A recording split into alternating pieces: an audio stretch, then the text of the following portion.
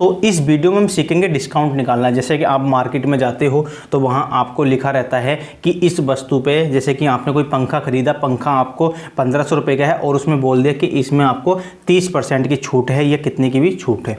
इसी तरह से मान लो आप मार्केट में गए, किसी वस्तु का मूल्य जो है वो 570 रुपये है और बोल दिया कि 30% की छूट पे है।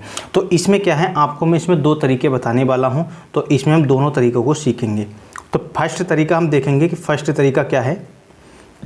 तो फर्स्ट तरीके में क्या करेंगे, तो जो हमें मूल्य, मतलब कि जो हमें रेट दिया, मतलब कि इसे बोलते हैं RS, जो हमें RS जो मूल्य होता है में वो होता है ये। तो 570 दिया है और कितने % की छूट है, तो उतने % से गुणा करेंगे। ठीक है, उतने % से गुणा कर देंगे। तो इसमें क्या होगा, तो 570 गुणा के और 30 और प्रतिशत का साइन हटा के बटे में कितना लगा देंगे, 100 हम लगा देंगे। इससे 0 से ये वाला कट गया, इस वाले 0 से ये वाला कट गया और यहाँ पे कितना आ गया 57 गुणा के 3 और इसकी क्या कर देंगे, गुणा कर देंगे। तो 7 हो जाएगा 21 का 1, हाथ से लगे 2 और 5 15, 15 और 2 कितना होगी 17। मतलब कि हमें मिल गई 171 रुपये की छूट।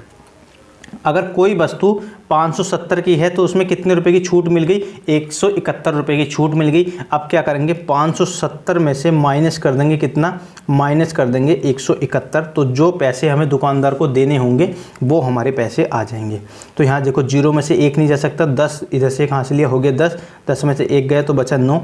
यहाँ पे कितना है 7, 7 वो यहाँ पे कितना 6, 6 में से 7 नहीं जा सकता, तो इधर से 1 हासिल ले लिया, कितना हो गया 16, क्योंकि 1 तो इधर को दे दिया था ना, तो यहाँ बचा 16। 16 में से 7 गए, वो 7 गए तो कितने बचेंगे, 9 बचेंगे। इसके बाद हमारा यहाँ पे कितना बचा 4 और 4 में से ये 1 चला गया तो कितना बचा 3। इसका मतलब 399 रुपये हमें दुकानदार को देने होंगे 30% की छूट के बाद।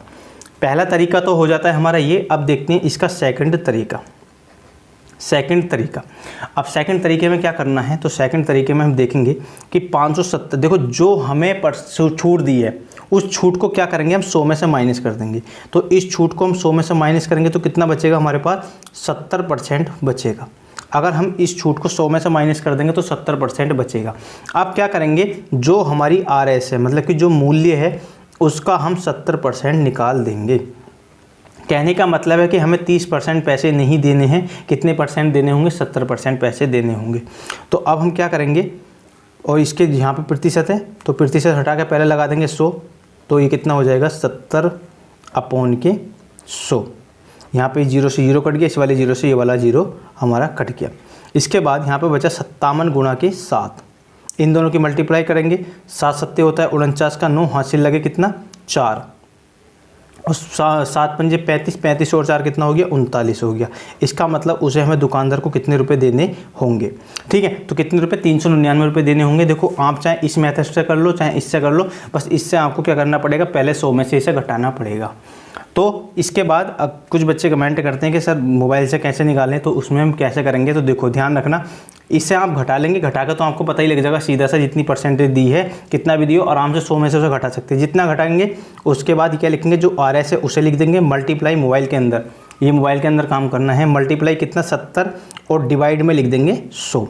इस तरह से आप मोबाइल में ये लाइन लिख के और इसको जैसे करेंगे तो आपका कितना आ जाएगा, 399 आ जाएगा। आप मोबाइल से इस तरह से कर सकते हैं।